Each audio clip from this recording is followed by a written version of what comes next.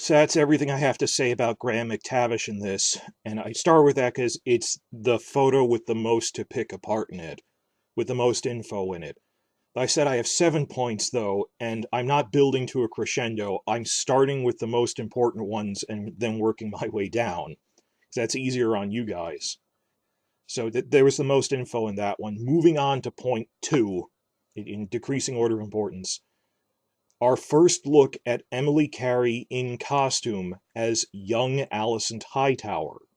That she's getting out of this wheelhouse and meeting Rhaenyra, young Rhaenyra, played by Millie Alcock.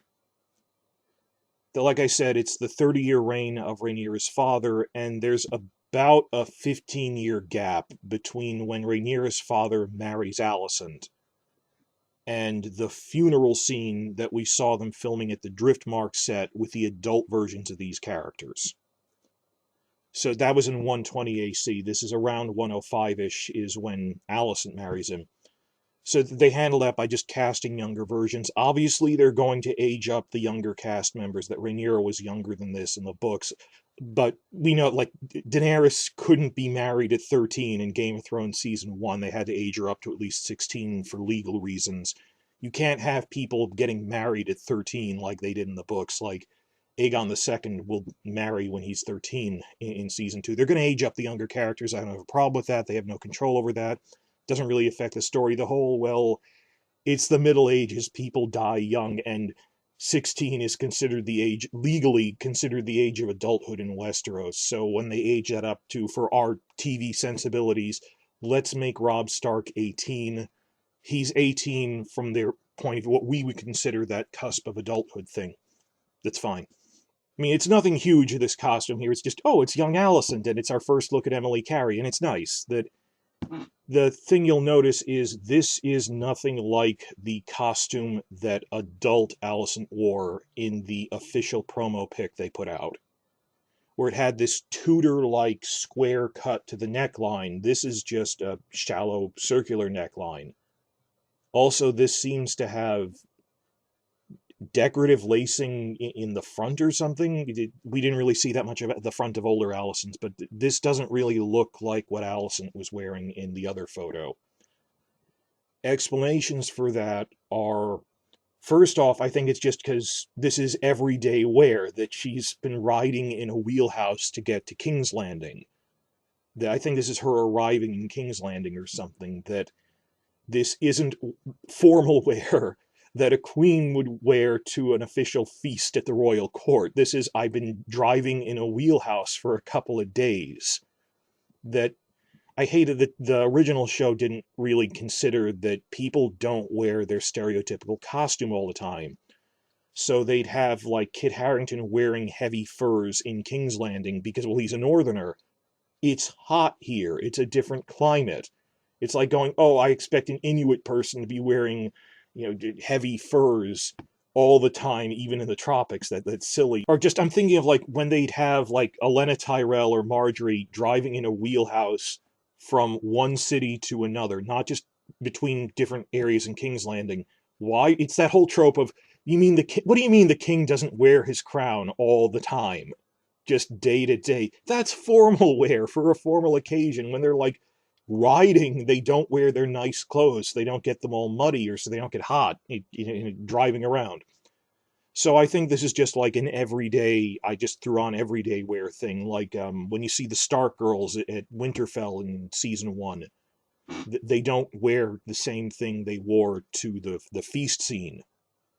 So maybe that's why it's different. It's just a simple, I threw on a riding outfit.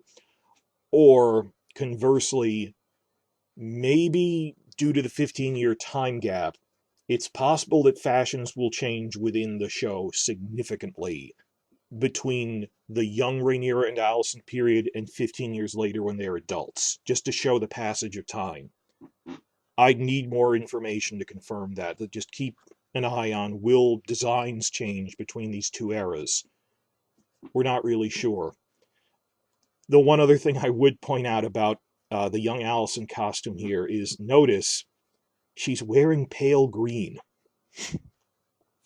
That green is her signature color, to the point that her entire faction in the Civil War adopts green as their fashion color, and their entire faction is called the Greens. It's just a nickname that's stuck. Rhaenyra's faction are the Blacks because they dress in Targaryen black from their heraldry. Green isn't part of Hightower heraldry. Alicent just liked green, so she's wearing green, but pale green. They did that on Game of Thrones too. Clapton did this with the Tyrells because they were gold, rose on green. That in the early seasons they're wearing soft greens. They're practically wearing teal. And then suddenly, after Margaery has finally married the king, she is married to Tommen, it's all a sealed deal, they switch to wearing bolder dark greens to be more menacing. And Clapton said, I did that on purpose, that much as Marjorie's doing the I'm pretending to be nice thing to charm Joffrey, and then once she's married, she tries to throw her weight around, that's the shift from softer colors to darker, bolder tones of the same color is supposed to be this nonverbal hint that the gloves are coming off and they're not playing nice anymore. This makes complete sense in this context, that this is Alicent meeting Rhaenyra for the first time, the very beginning of her father's reign. Everyone's trying to be friends, they're not at each other's throats yet. And like Clapton said, you have to give them their clothes a story arc. They have to have somewhere to go. So like Margaery intentionally had not great designs in season 2, because she said, I planned out that she'll get this really cool design by the end of season 3. But you need to plot out that as an arc, that she's playing around with designs for a while. Same thing here, that we're going to start out with Alicent wearing friendly light greens and gradually shift to bold, menacing, dark green, almost black, that we saw in the promo photos. That makes complete sense.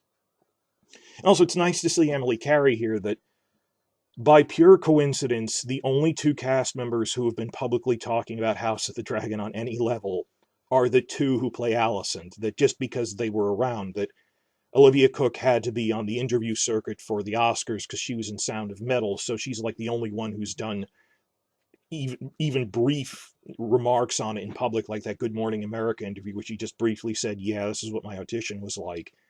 That Emily Carey actually does, like live streams now and again. I've shown clips of them explaining, yes, I've been cast in House of the Dragon. She did a new one last week where she briefly answered like 3 questions, just vague things. They asked, like, have you been fitted for your costume yet? And she said, yes, I've seen my costume, I've been in it. Didn't confirm or deny that she'd filmed in it, just, yeah, I've been fitted for a costume. Said that she's met Olivia Cooke already. She actually met Olivia Cooke before this on an unrelated project. But she's actually on Instagram all the time, will interact with fans. She can't say much, I understand that, but the 2 that are actually out there going, hey, cool, I'm in House of the Dragon. So those were the 2 big points from this. Graham McTavish and, wow, young Alicent, because we get to look at her head on. The rest of these are kind of short. 0.3 out of 7. We got our first look at Millie Alcock as young Rhaenyra, paired with this, because it's Rhaenyra meeting Alicent, possibly for the first time, we don't know. I say this is fast, because she isn't facing the camera. This isn't a good photo, so it's not really much to look at.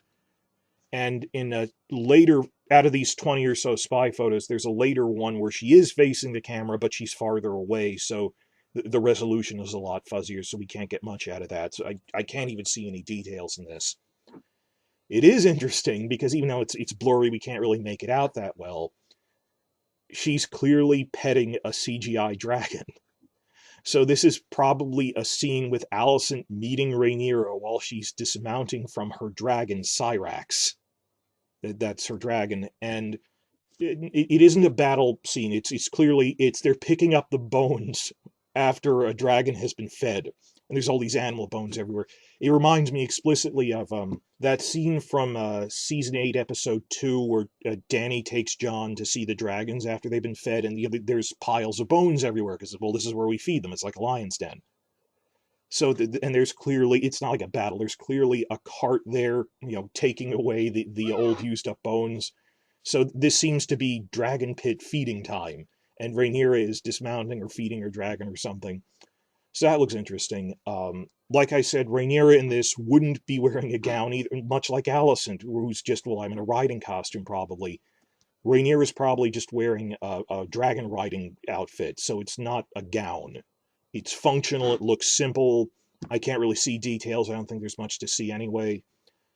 One difference we can see is that in the official promo pics, adult Rhaenyra wears her famous design from the books, which is braided hair coiled in the back of her head.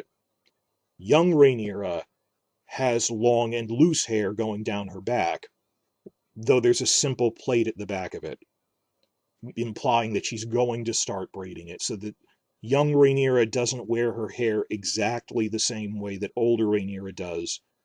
Again, that makes sense. Just as you have, you start soft. If you think these are explicitly war braids, she wears her hair braided because that's how Queen Visenya wore her hair. You braid your hair when you're riding a dragon so it doesn't whip into your face, so it's war braids.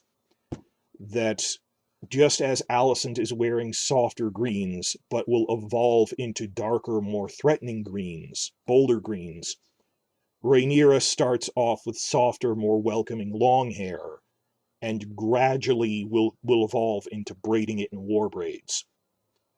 This isn't really contradicting anything, though. Even like the artwork in the World of Ice and Fire that showed this is teenaged Rhaenyra when she was the Realm's Delight, it depicted her without braids, just with really long hair. So you see how the costuming is going to evolve a little even here. These aren't really detailed spy photos, but even in this you can see, oh look, this is how the design is going to evolve between the younger versions of the characters and the matured older versions of the characters when they've reached that culmination. There were 4 other photos I'm just going to dash through really quickly. We don't really have much to say about them, that they raise more questions than answers.